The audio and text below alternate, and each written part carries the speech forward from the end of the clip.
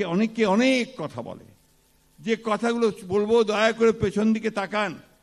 এই দেশে নতুন কোনো কিছু পরিবর্তন, কোনো কিছু সংস্কার করে মানুষের অবস্থার পরিবর্তন যা কিছু করার সবই বিএনপিকে দিয়ে শুরু হয়েছে, শহীদ প্রেসিডেন্ট জিয়া রহমানকে দিয়ে শুরু করেছে। ঠিক একইভাবে আমাদের নেত্রী যিনি পতাকাটা তুলে ধরেছিলেন সেই শহীদ প্রেসিডেন্ট জিয়া রহমানের শাহাদাতের পরে, সেই নেত্রী তিনিও আবার এই দেশে সংসদীয় গণতন্ত্রের সংস্কার নিয়ে এসেছিলেন, গণতন্ত্রের সংস্কার করে নিয়ে এসেছিলেন। তিনি মহিলাদের শিক্ষার ব্যবস্থার সংস্কার করেছিলেন, তারা ক্লাস 12 পর্যন্ত পড়তে পারবে, কোনো বেতন দিতে হবে না। এমনকি মেয়েদেরকে যেন প্রাইমারি স্কুলে পাঠানো হয় সেই জন্য তাদের জন্যে আলাদা ভাতার ব্যবস্থা করেছিলেন। আপনাদের অনেকের মনে থাকার কথা, আমি জানি না মনে আছে কিনা, ফুড ফর এডুকেশন, শিক্ষার বিনিময়ে খাদ্য কর্মসূচি চালু করেছিলেন। বছর শেষের খুশি নগদে হবে বেশি। নগদ পেমেন্টে নির্দিষ্ট ক্যাটাগরির কেনাকাটায় 300 টাকা পর্যন্ত ক্যাশব্যাক। 17 সালে তিনি প্রথম ভিশন 2030 করে সংস্কার নিয়ে এসেছিলেন। ভিশন 2030, নতুন চিন্তা ভাবনাগুলো তখনই তিনি নিয়ে এসেছিলেন।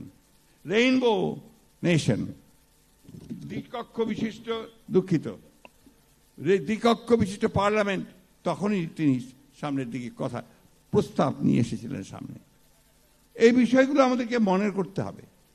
আর আবারও আমাদের নেতা আজকে যিনি আমাদের এখানে বসে আছেন সামনে, তার নেতৃত্বে, তার নির্দেশে আমরা 31 দফা কর্মসূচি আমরা জাতির সামনে তুলে ধরেছি। সেটা সম্পূর্ণভাবে সংস্কার।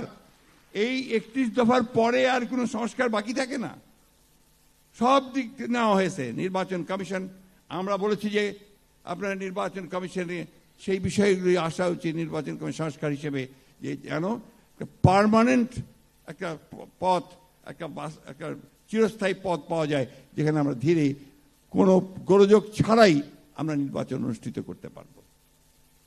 একটা সিস্টেম এভলভ করতে পারবো, যে সিস্টেমটা আমাদেরকে পিসফুল ট্রান্সফার অফ পাওয়ার দেবে, সেটা আমরা বলেছি।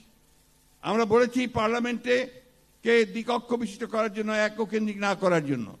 আমরা বলেছি প্রেসিডেন্ট এবং প্রধানমন্ত্রীর যে ক্ষমতা, তাকে আপনার ভারসাম্য করে রাখতে হবে। আমরা বলেছি একজন ব্যক্তির 2 বারের বেশি প্রধানমন্ত্রী, পরপর 2 বারের বেশি প্রধানমন্ত্রী হওয়া উচিত নয়।